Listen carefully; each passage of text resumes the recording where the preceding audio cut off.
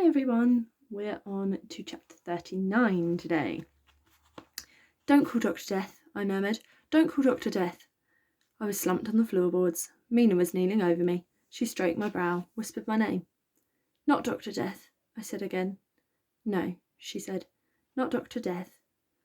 I struggled to sit up. I leaned against the wall beneath the window. Touch your heart, she said. I did this, and I felt the beating there. See? She said. But it's only mine. It's not the baby's. Oh, Michael.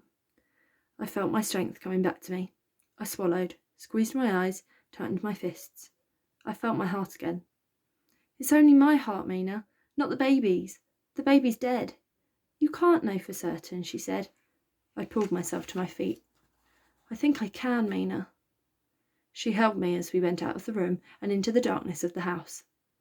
Where is he? I asked as we went down. No answer. You looked everywhere, I said. Yes, everywhere. I touched my heart again, and it was still the same. She's dead, I whispered. But maybe she's fine.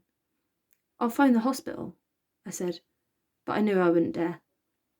We went out into the spring light. As we stepped out, we saw blackbird fledglings tottering into the cover of the hedges. In the lane, an unknown cat hunched behind a dustbin and watched us pass with hostile eyes. Your dad will come for you soon, said Mina. He'll tell you everything's fine. Don't tell him about me, I said. He doesn't need to worry about me. She smiled and squeezed me tight. Where is Skellig? I said. She shook her head, and we walked on. Miles above us, a great heavy bird flapped across the blue. William Blake used to faint sometimes, said Mina. He said the soul was able to leap out of the body for a while, and then leap back again. He said it could be caused by great fear or enormous pain. Sometimes it was because of too much joy. It was possible to be overwhelmed by the presence of so much beauty in the world. We walked on. My body was heavy and awkward, like I was arthritic, like I was turning to stone. I think you understand that, she said. I couldn't speak. My mouth was dry and sour, like I'd swallowed the owl's leavings from the windowsill. Yes, she said. That's what he said. The soul leaps out and then leaps back again. She laughed. It's like a dance. We went back to Mina's house. We sat on the step and watched the fledglings. Maybe he's gone away forever, like he said he would, I said. I held my hand against my heart, and we waited for Dad to come home. Chapter 40. Mina's mother rested a wooden board on her knees. She smiled and put a pomegranate on the board. Pomegranate, she said. Isn't it a lovely word? She cut through the fruit with a kitchen knife. The red juice leaked out. The hundreds of seeds inside were exposed. It's what Persephone ate while she was waiting in the underworld. She gave a quarter to me, a quarter to Mina, and took a quarter for herself. She gave us pins to pick the pips out with, and we sat there nibbling away the sweet flesh from the bitter seed. Look at all the life in this, she said. Every pip could become a tree, and every tree could bear another 100 fruits, and every fruit could bear another 100 trees, and so on to infinity. I picked the pips from my tongue with my fingers. Just imagine, she said, if every seed grew, there'd be no room in the world for anything but pomegranate trees. I licked my lips. Mina sat close against me. We watched the blackbirds returning time and again to feed their young. I watched the sky and imagined Skellig flying away, a tiny black speck travelling over the endless curves of the world. The phone rang, and my heart thudded and raced as Mina's mother went inside. But it wasn't Dad. I picked seed after seed from the fruit. How's your heart? Whispered Mina. I tried to find the baby's gentle beat beneath my fast and frightening thud. I shook my head. She isn't there. The sun climbed through the sky, became warmer and warmer. Soon Mrs. Dando cycled into the street and saw us sitting there. She bustled into the garden while the blackbirds squawked their warning calls from the rooftop and the fledglings scuttled into cover. Such a lovely day, she said. She beamed at us. We're all missing you again, she said. Mina's mother gave her the final quarter of the pomegranate, and she nibbled the seeds and giggled. Pomegranates, she said. Not had one of these since I was a girl of 12. She told me about Leaky and Coot and all the others. They keep telling me, get Michael to come back. She gave me a new folder of work. There was a drawing of the open body with arrows pointing to its parts.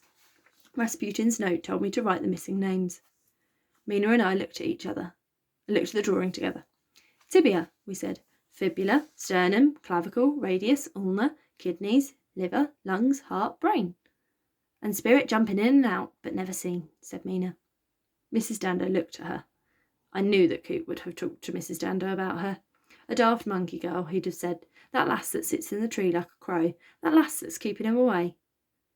Miss Clark had written, write another story like the last one, Michael. Something just as lovely. Let your imagination fly. I closed my eyes. I wanted to imagine nothing.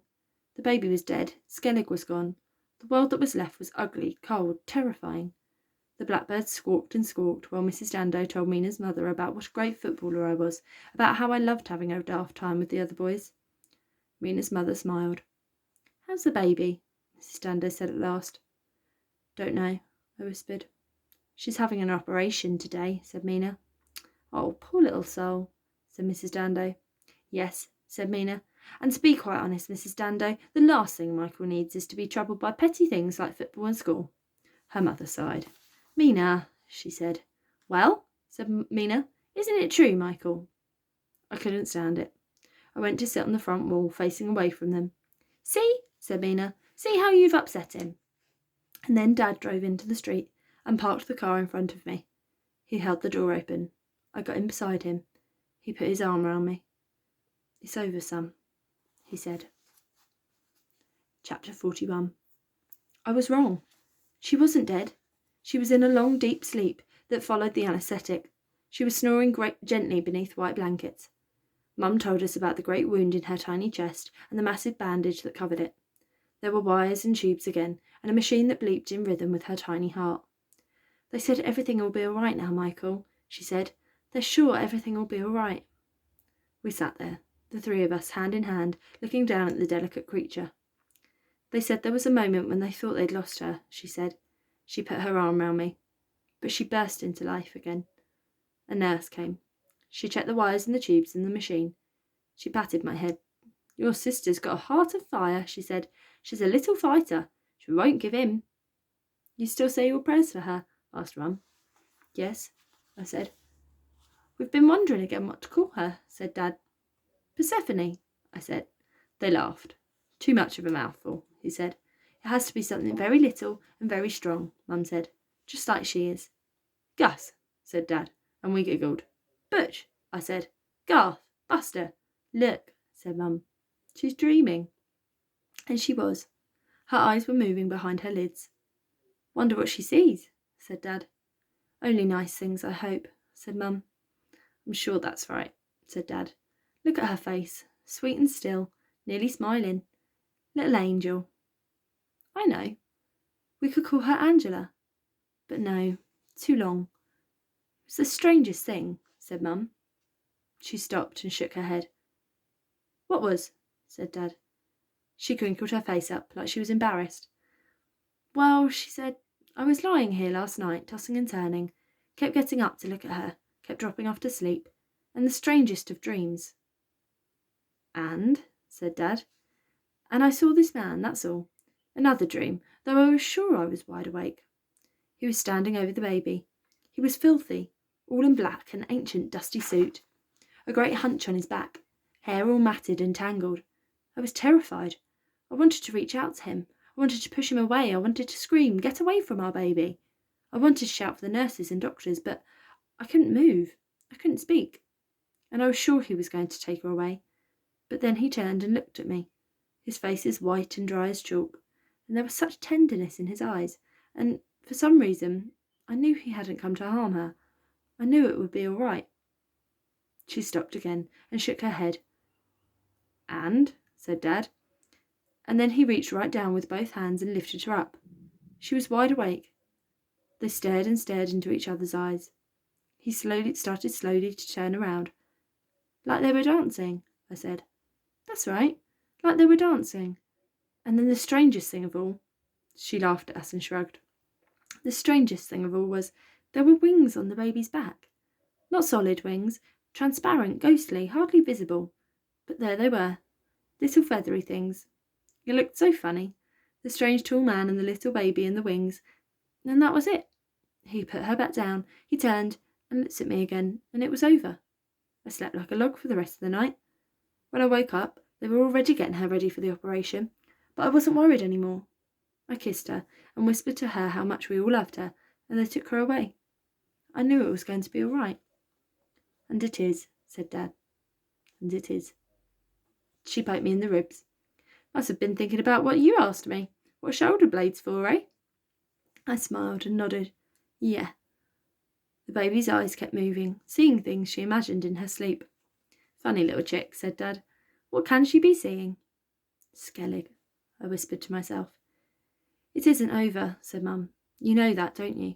We'll have to protect her, always, especially at first. I know, I said. We'll love her, and love her, and love her. We left soon afterwards. In the corridor, I saw Dr. McNabola coming out of the lift with a clutch of students in white coats around him. I told Dad to just wait a minute. I ran to him. He looked down at me. Doctor, I said, I told you about my friend, remember? The one with arthritis.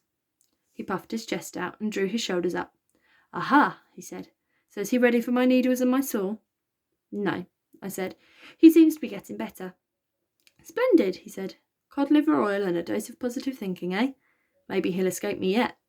The students giggled. Can love help a person get better? I asked. He raised his eyebrows, pursed his lips and tapped his chin. One of the students took a notebook and a pencil from her pocket. Love, said the doctor. What can we doctors know about love, eh? He winked at the student with the notebook, and she blushed. Love is the child that breathes our breath. Love is the child that scatters death. William Blake, I said. He laughed. We have an educated man before us, he said. He smiled properly for the first time. Tell your friend that I hope he and I never have to meet. Then he winked at me, turned, and led the students away. What was that about? Said Dad, when I hurried back to him. Nothing, I said. Somebody I met soon after the baby came in. He laughed. Mystery man, that's who you are. In the car on the way home, we wound the windows down, and he sang the Black Hills of Dakota at the top of his voice. I put my hands together and hooted like an owl. That's good, he said. I like that. It's really good. You'll have to show me how to do that one. Not while I'm driving, though, eh? We smiled as we drove through the busy city streets. She's not out of danger yet, he said. You do understand that, don't you? Yes. But she will be, won't she? Yes, he yelled. Yes, she will. And he sang again. Have to get on with that house now, eh? He said. I know. We can have 27 and 53 tonight, eh? 27 and 53, I said. Sweetest of nectars. Sweetest of nectars. I like that. Sweetest of nectars. Okay, we will leave there until tomorrow, and I will see you again then. Bye.